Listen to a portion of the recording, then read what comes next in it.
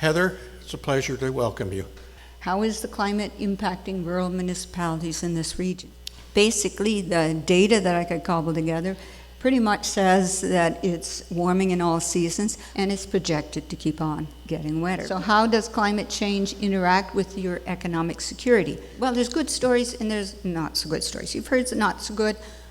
I just want to temper it with some opportunities.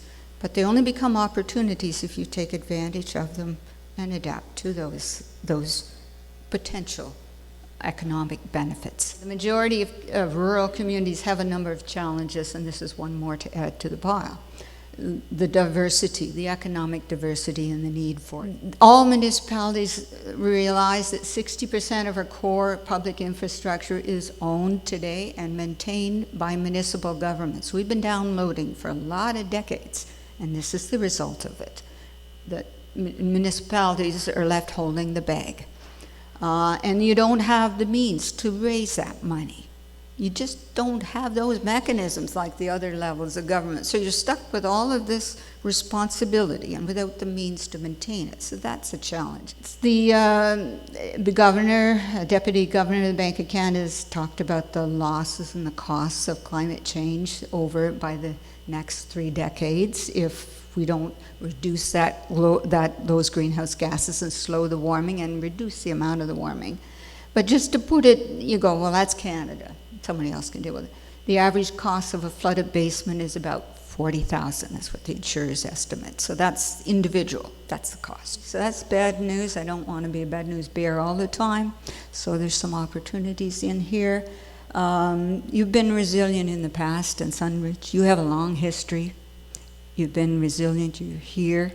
You'll be resilient in the future. You're still the same people, the same values. So what are the strategies and how do we start to deal with this? How do we get ahead of the game? Because the early birds are going to be the ones that'll benefit. If you can adapt to it, as the professional accountants have said, the people that are going to gain will be those that can be adaptable first. You'll have the advantage. So basically it boils down to 3 things, frogs in a pot. You can avoid the risks, stay out of the flood zone, for example.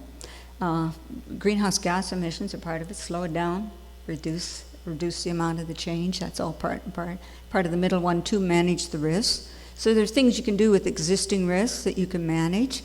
And then there's other options that I'm going to talk to you about.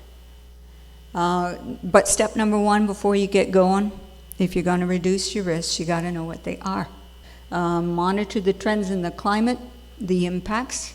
Information on impacts is valuable. That tells you where your thresholds are. And then look at your vulnerabilities and prioritize the things that are going to cost you the most. What are some of the things you can do? There's technological solutions and there's ecosystem solutions or approaches. And then there's regulations. Nobody likes regulations, but sometimes it's pretty darn effective.